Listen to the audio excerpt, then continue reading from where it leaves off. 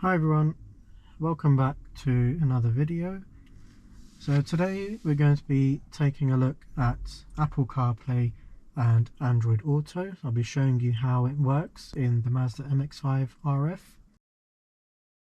If you've already upgraded to CarPlay or Android Auto, or if you're thinking about doing it, this video will show you how to use it. If you still need to update your firmware or install the hardware, I've got a couple of videos on my channel already, so I've put the links to those in the description below. Once you've updated the firmware and installed the new hardware, it's really easy to connect your phone and start using CarPlay and Android Auto. So if we connect our iPhone to the car using the correct cable, and if we give it a couple of moments, you'll see that the CarPlay icon has appeared on the top left.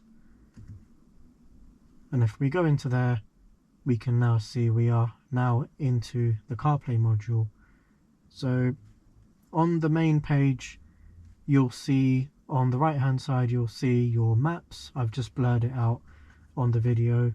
And then on the left, you'll see your music that you're playing. And then on the top left, you've got your directions and voice command. If we go to the next page, we can see all of the apps that are compatible with CarPlay. So we can access our phone, our messages, we can look at some of the settings, and of course Google Maps and Ringo, so we can do our parking whilst we're in the car without needing to do it on the phone. And then any other apps that you want to have, so Spotify, Teams, WhatsApp, etc. We can take a look at some of the settings for CarPlay. So if we go to the settings area, so we have an option here for driving focus, which can reduce the amount of notifications that you receive. Just stops you from being distracted whilst you're driving. You can change the appearance of CarPlay, so you can choose whether you want it to be automatic based on the time of day, or we can have it in dark mode, which is what I prefer. You can have different wallpapers, so you can choose from some of the defaults. I don't think you can add your own one, which is a shame, but the ones they have here are quite nice. And you can choose whether you want to show the album art for your music, or you can have that turned off. So a hidden feature with CarPlay is that you can use Siri, so you can use it whilst you're on the go to navigate you to certain places. So let's say, for example, you wanted to find the nearest petrol station, you can just ask Siri to do that. And it works by using the voice command button on the steering wheel. So if we were to just press that, "Hey Siri, take me to the nearest petrol station." Getting directions to Esso using Google Maps. And there we can see we've got Google Maps open, and if we hit start, just over here, it begins the navigation. Obviously in the video it's blurred because I don't want to give my location away, but you can kind of see that it's got the directions up. And if we want to change it to something else, we can say,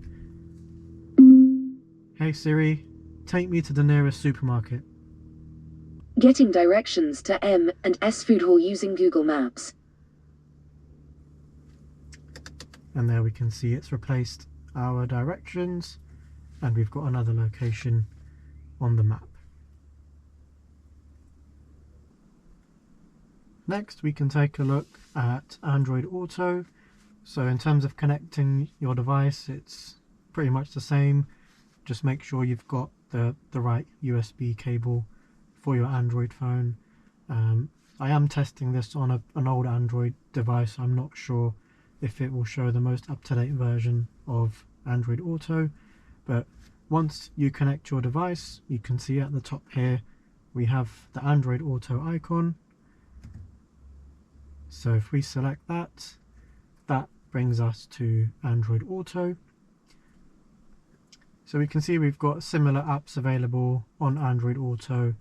I don't have WhatsApp or the parking apps downloaded onto the phone, that's why they're not showing up on here, but I'm sure they should also be compatible with Android Auto.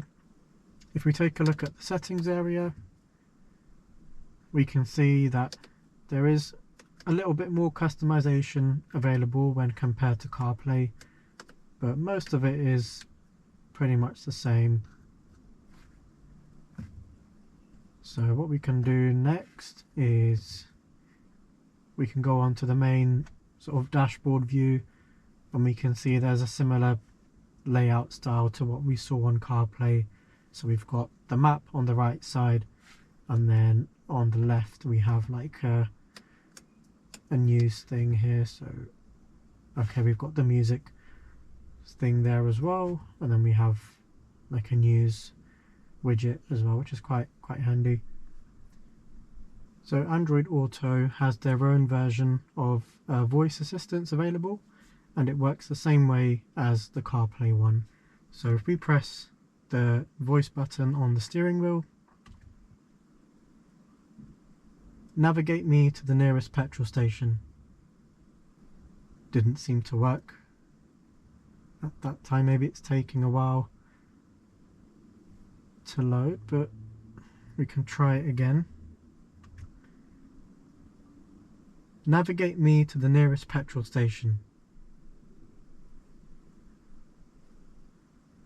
Okay, so I've tried to use the Google Assistant to navigate me to the nearest petrol station. I think I've tried about 5 times and I just get a response saying, oops, something went wrong. So I'm not sure if it's because I'm using an old Android device or if the Google Assistant just isn't as reliable as Siri. So yeah, a little bit disappointing, but I'm hoping if you have one of the latest Android devices you won't have that problem. But unfortunately I'm not able to show you that in this video. So that was just a quick video to show you how Apple CarPlay and Android Auto works in my Mazda MX-5 RF. I hope you found the video useful. If you did, please give it a like, ask any questions in the comments below, and also share the video with anyone else that might find it useful.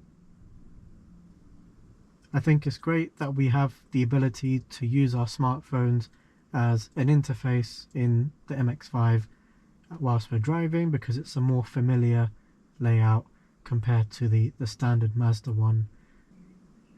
If I was to choose between Apple CarPlay and Android Auto, from what I've seen today, I think it's a clear winner for CarPlay. I just think the interface looks a little bit more tidy, and I find it a lot easier to use, and it just seems a lot more reliable as well, as we've seen with Siri compared to the Google Assistant. But I'm sure if you've got one of the latest Android phones, you shouldn't have a problem. So that's it for this video. I'll see you next time.